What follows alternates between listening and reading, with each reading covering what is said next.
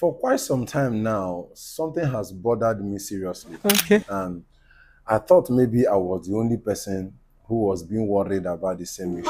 Until a few days back, when a colleague of mine in the real estate space, originally, spoke out on the same issue. So I came to conclusion that I'm not the only person on this same table. But I want to add a voice to what he said the other time. Have you wondered why an individual like you and I will spend 50 million, 20 million, or even 50 million to pay for an apartment in Ikoyi? Or even down here in the city of Owerri, someone can spend 15 to 20 million to pay for an apartment. Yes, here in the city of Owerri. Have you wondered why such individual will spend such amount of money just to pay for a rented apartment?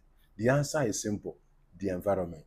And the environment offers us three things: exposure, contact, and connection. So where you live or where you reside or the environment you find yourself has a major role to play in whatever you are going to achieve or become in life. If you are from a poor home, just like I was, born from a poor family and attended community primary school back then in the village and graduated into the community secondary school, we had this mindset that when we see people who were rich and wealthy, or who drive big cars or luxurious cars or live in luxurious apartments, we saw them to be people who were doing rituals or people who have committed one crime or the other to make the money.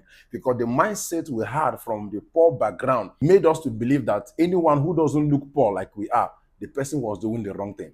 It's because of the environment we find ourselves. Let's say, for instance, you stay in Orile or Barega in Lagos State, or maybe Ababanike, or what is it called, Agoa in Enugu State, or even maybe Ndegu or Agbala here in Owerri.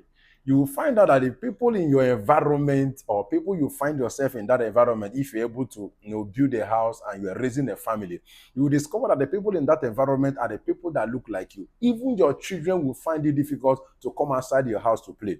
They will move from your house to the car to school, house, car to church, and all that. They will not be able to express that ability to play around because the people you find outside your compound are those who are smoking and drinking and even maybe semi-criminals, as the case may be.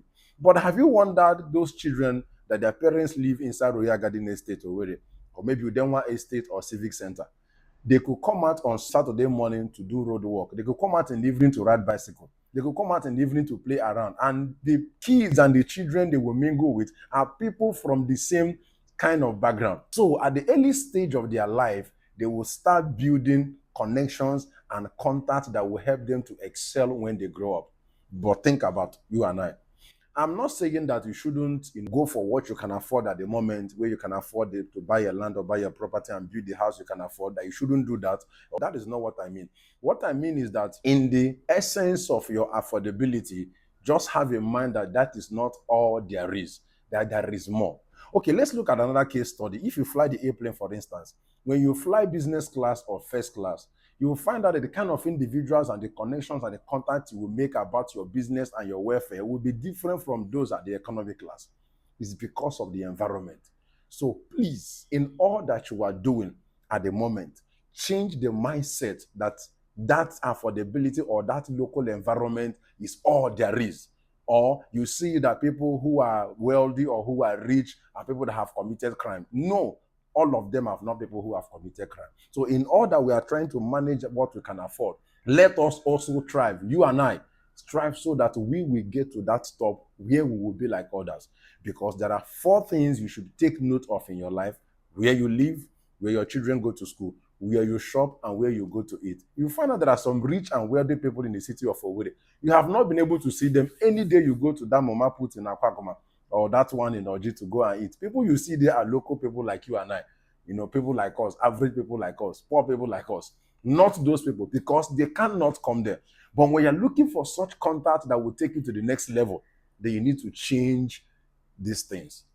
Where you live, where your children go to school, very important. Where you shop or where you go to eat.